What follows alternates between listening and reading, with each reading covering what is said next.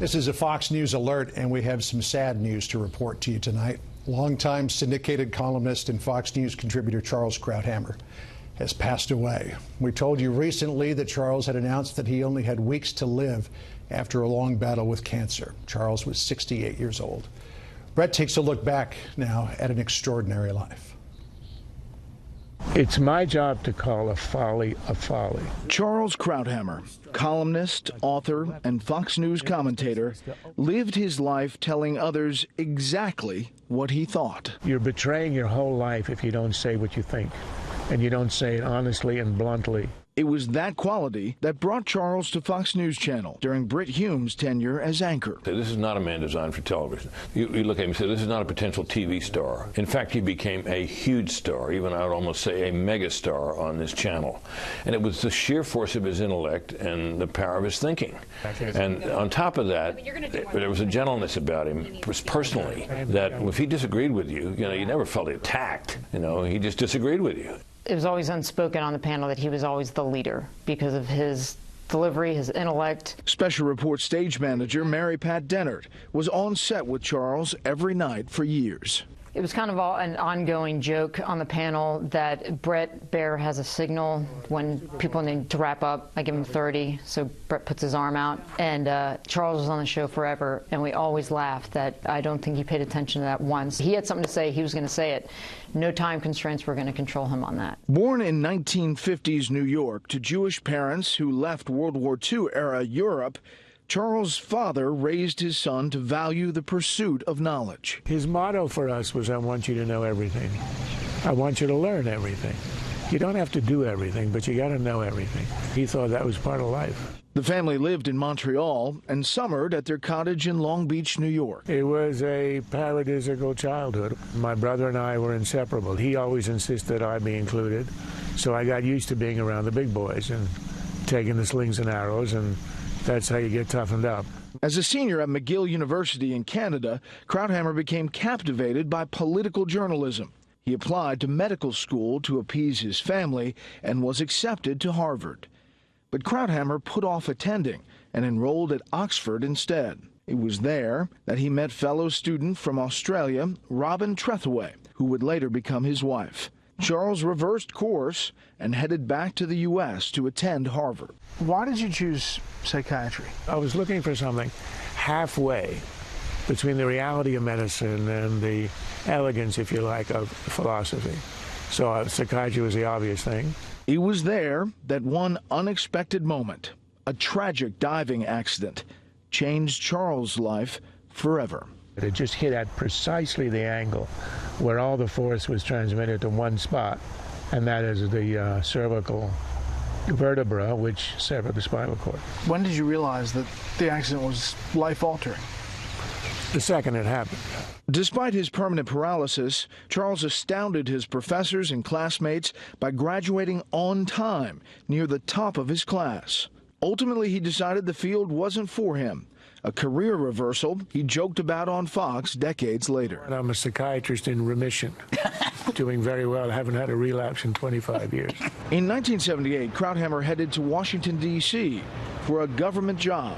I thought, once I'm in Washington, isn't that where they do politics? One thing will lead to another. Robert encouraged him to follow his dreams, and he soon landed at the left-leaning New Republic magazine, just as the Reagan administration took office. So help me God.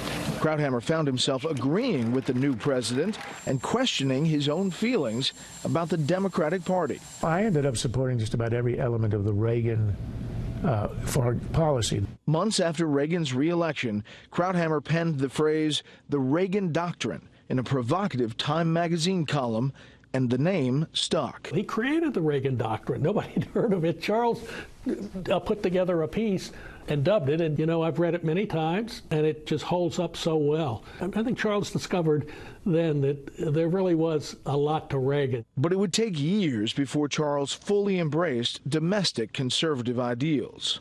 It took me about a decade. I was skeptical of tax cuts. I was skeptical of smaller government at the beginning.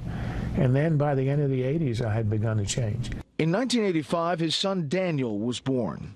And 2 years later, Charles won the biggest honor in journalism, the Pulitzer Prize.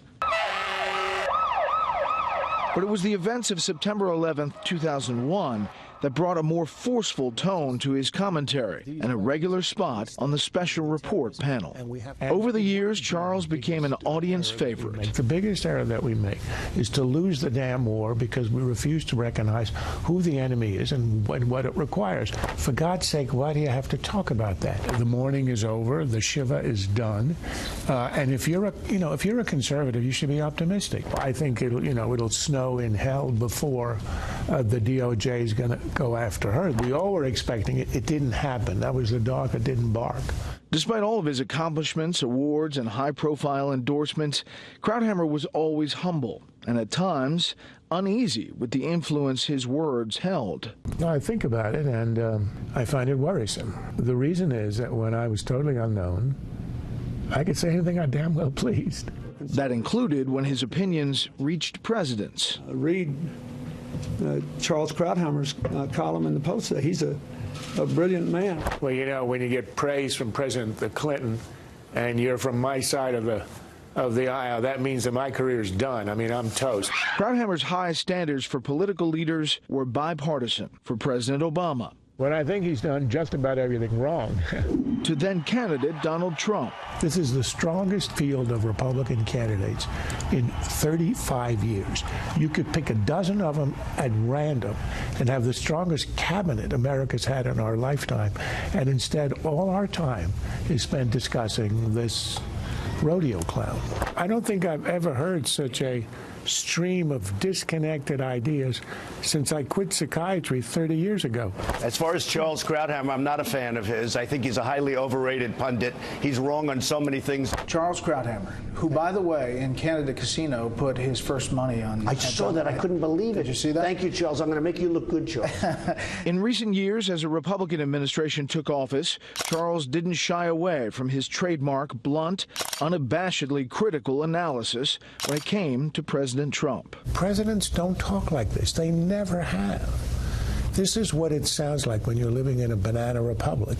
Charles had other loves aside from politics. He played chess and was an avid baseball fan. I grew up playing the game. I love to play the game. And loved nothing more than seeing his Washington Nationals play and win. Know the glory. And with the White House on fire, the Congress in chaos, and the world going to hell in a handbasket, we need happy news like this. This is why God created baseball late on the 6th day. Friends at Fox News Channel remember that quick wit and Charles' love for talking to anyone. The special report has a lot of people that come in and watch it, and they were always in awe of Charles and always very, apprehensive about approaching him. And I would always say, please go say something to him. He would love to talk to you, and he was always so friendly to everyone. In 2013, Krauthammer released a book, Things That Matter, and summed up the survivor's spirit that has guided much of his life, writing, quote, "The catastrophe that awaits everyone from a single false move, wrong turn, fatal encounter. Every life has such a moment. What distinguishes us is whether and how we ever come back." There's an element of that in everybody's story, their low point. Do you want it enough, and are you lucky enough? That's a part of it, too. In mid-June, Krauthammer announced that he'd been diagnosed with cancer, and doctors had given him just weeks to live, writing, "I leave this life with no regrets. It was a wonderful life, full and complete, with the great loves and great endeavors that make it worth living. I am sad to leave, but I leave with the knowledge that I lived the life that I intended." Do you think you'll ever stop writing? No, I intend to die at my desk. Really? I would like to. I'm not sure I can arrange it. Charles Krauthammer was 68 years old.